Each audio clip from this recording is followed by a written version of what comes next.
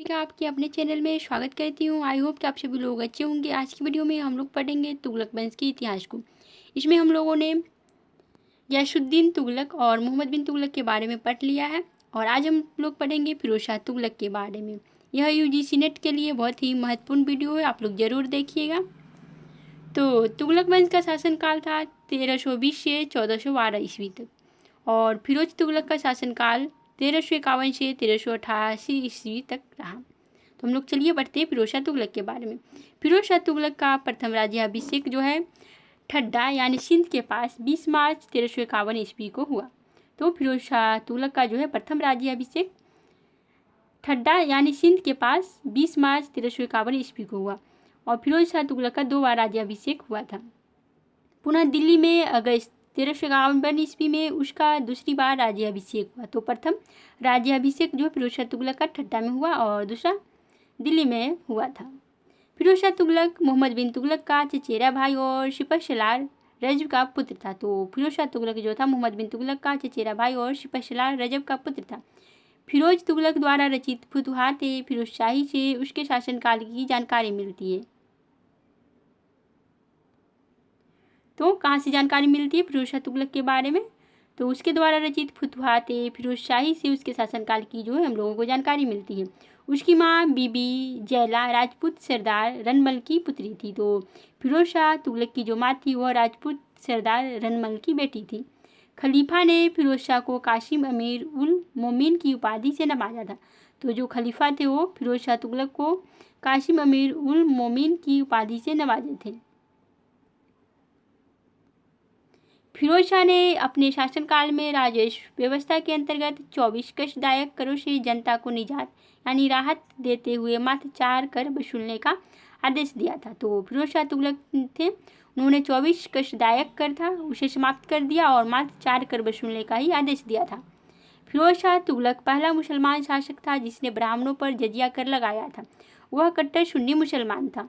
तो फिरोज शाह तुगलक ही ऐसा मुसलमान शासक था जिसने ब्राह्मणों पर भी जजिया कर लगाया था। तो ब्राह्मण पर भी जजिया कर फिरोज शाह तुगलक ने लेने लगा था। वह कट्टर सुन्नी मुसलमान था। उसने एक नया कर सिंचाई कर भी लगाया था जो उपज का 1/10 भाग था। तो फिरोज शाह तुगलक एक नया कर सिंचाई कर भी लगाया था जो उपज का जो है 1/10 भाग था। फिरोज शाह तुगलक की नीति साम्राज्य विस्तार की नहीं थी। तो फिरोज शाह तुगलक की जो नीति थी वह साम्राज्य विस्तार की नहीं थी जैसा कि मोहम्मद बिन तुगलक का था, बल्कि उसे सुरक्षित बनाए रखने की थी। तो फिरोज शाह तुगलक की नीति साम्राज्य को सुरक्षित बनाए रखने की थी क्योंकि मोहम्मद बिन तुगलक के समय में बहुत सारे राज्य जो है स्वतंत्र हो गए थे। विजयनगर बहमनी मोहम्मद बिन तुगलक के शासनकाल में ही स्वतंत्र हो गए थे, इसलिए फिरोज शाह तुगलक साम्राज्य विस्तार की नीति नहीं अपनाया बल्कि सुरक्षित बनाए रखने की नीति अपनाया था। उसने मोहम्मद बिन तुगलक द्वारा जनता पर लगाए गए अनाप शनाप के सभी ऋणों को माफ़ कर दिया। तो फिरोज शाह तुगलक जो था वह मोहम्मद बिन तुगलक द्वारा जनता पर लगाए गए जो भी अनाप शनाप ऋण था सभी को माफ़ कर दिया।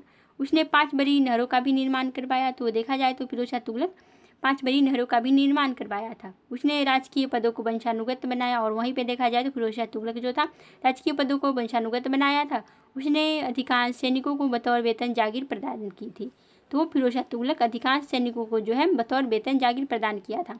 उसने दासों की देखभाल के लिए दीवान बंदगान नामक एक नए विभाग की स्थापित किया था। वह प्रथम सुल्तान था जिसने उलमाओं को भी प्रशासनिक कार्यों में लगाया था। फिरोज शाह तुगलक ने 300 नए नगरों की स्थापना की। तो देखा जाए तो फिरोज शाह तुगलक 300 नए नगरों की स्थापना किया था। उनमें प्रमुख है फतेहाबाद, फिरोजपुर, जौनपुर, हिसार और फिरोजाबाद। तो फिरोज शाह तुगलक 300 नए नगरों की स्थापना किया था। इनमें प्रमुख जो है फतेहाबाद, फिरोजपुर, जौनपुर, हिसार और फिरोजाबाद जो कि दिल्ली में है। फिरोज शाह तुगलक प्रथम सुल्तान था जिसने हज यात्रियों के लिए राजकीय खर्च पर हज यात्रा की व्यवस्था की थी। तो फिरोज शाह तुगलक प्रथम सुल्तान था जिसने हज यात्रियों के लिए राजकीय खर्च पर हज यात्रा की व्यवस्था करवाई थी। फिरोज शाह द्वारा लगाए गए 4 कर हैं, हम लोग देखते हैं। खराज लगान था, खुम्स युद्ध में लूट का माल, फिर जजिया जो कि ब्राह्मणों पर लगाया गया और फिर जकात। फिरोज शाह अपने शासनकाल में मेरठ और खिजराबाद यानी टोपरा गांव से सम्राट अशोक के 2 स्तंभों को मंगवाकर दिल्ली में स्थापित किया था। तो फिरोज शाह तुगलक जो था वो अपने शासनकाल में मेरठ और खिजराबाद यानी दिल्ली टोपरा से सम्राट अशोक का जो स्तंभ था उसे मंगवाकर जो है दिल्ली में स्थापित करवाया था। उस अभिलेख को हम लोग दिल्ली टोपरा के नाम से जानते हैं, दिल्ली टोपरा। उसके शासनकाल में निर्मित खाने जहां तेलंगानी के मकबरा की तुलना जेरूसलम में निर्मित उमर के मस्जिद से की जाती है। तो फिरोज शाह तुगलक के शासनकाल में निर्मित खाने जहां तेलंगानी का जो मकबरा था उसकी तुलना जो है जेरूसलम निर्मित उमर के मस्जिद से की जाती है। फिरोज शाह तुगलक जो था वह चांदी एवं तांबे के मिश्रण से बनाए गए सिक्के भारी संख्या में जारी करवाया था, जिन्हें क्रमशः अद्धा और बिक कहा जाता था। तो फिरोज शाह तुगलक जो था वह चांदी एवं तांबे के मिश्रण से बनाए गए सिक्के भारी संख्या में जारी करवाया था, जिसे जो है अद्धा और बिक कहा जाता था। उसने अनाथ मुस्लिम महिलाओं, विधवाओं और लड़कियों की मदद करने के लिए दीवाने खैरात नाम से एक नए विभाग की स्थापना की थी। तो फिरोज शाह तुगलक जो था वह अनाथ महिलाओं, विधवाओं और लड़कियों की मदद करने के लिए दीवाने खैरात नाम से जो है एक नए विभाग की स्थापना की थी। फिरोज शाह तुगलक ने ज्वालामुखी मंदिर पुस्तकालय से लूटे गए 1300 ग्रंथों में से कुछ को फारसी में विद्वान अपाउद्दीन द्वारा दलाप्ते फिरोज शाही नाम से अनुदित यानी अनुवाद करवाया था।